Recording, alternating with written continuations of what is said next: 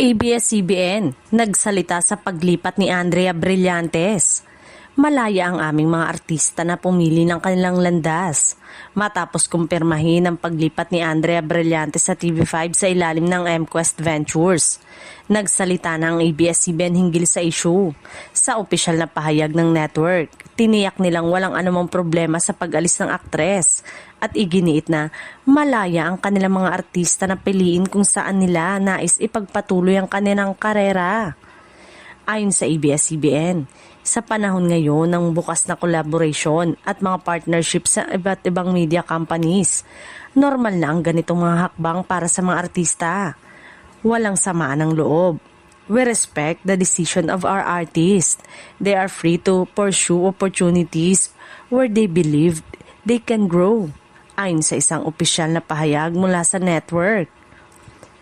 Dagdag pa nila, patuloy pa ring ipinagmamalaki ng ABS-CBN ang mga alaga nilang nagtagumpay kahit sa labas ng kanilang bakuran.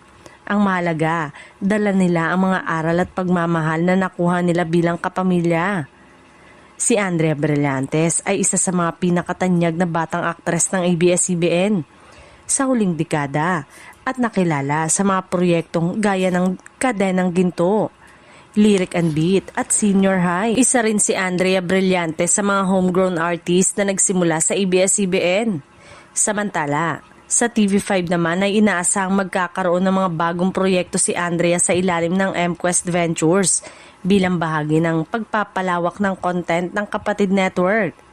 Sa uli, pinasalamatan ng ABS-CBN si Andrea sa mga taong pinagsamahan at nagpaabot ng pagbati sa bagong yugto ng kanyang karir.